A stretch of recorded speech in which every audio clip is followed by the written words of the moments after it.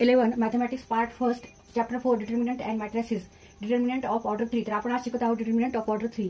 तर this arrangement is in square arrangement. This is square arrangement where there are 9 elements in this determinant and that enclosed into 2 vertical bars 1 and 2.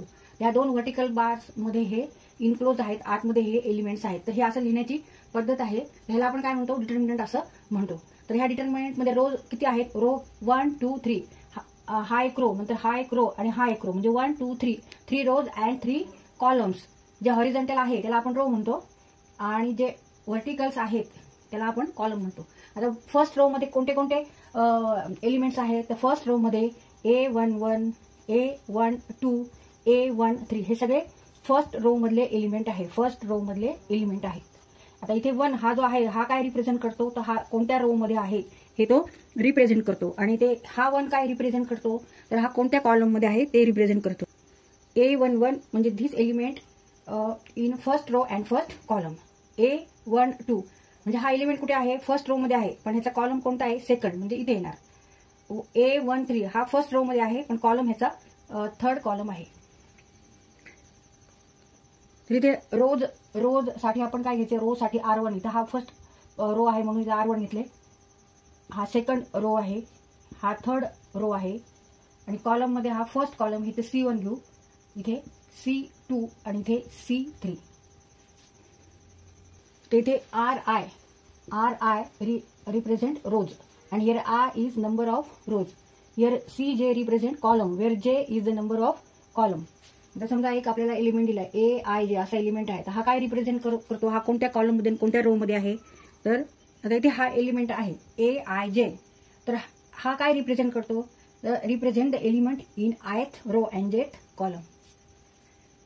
आता कोणत्या determinant हा आपल्याला दाखवायचा आहे, denote करायचा आहे, तर तो कॅपिटल लेटरनी दाखवावा लागतो.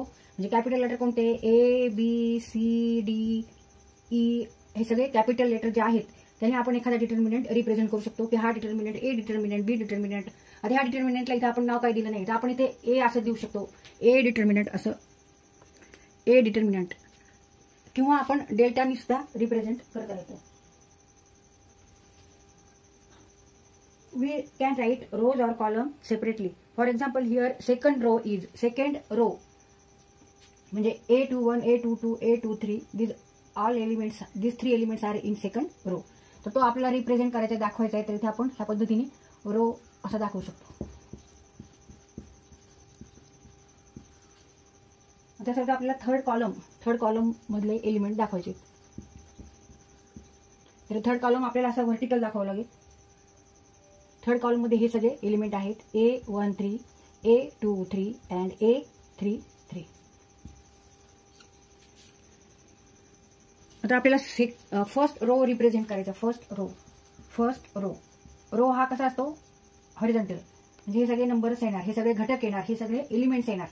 A11 A12 and A13. इथे कॉमा द्यायची गरज नाहीये, नुसतं असंच रिप्रेझेंट करायचे A13.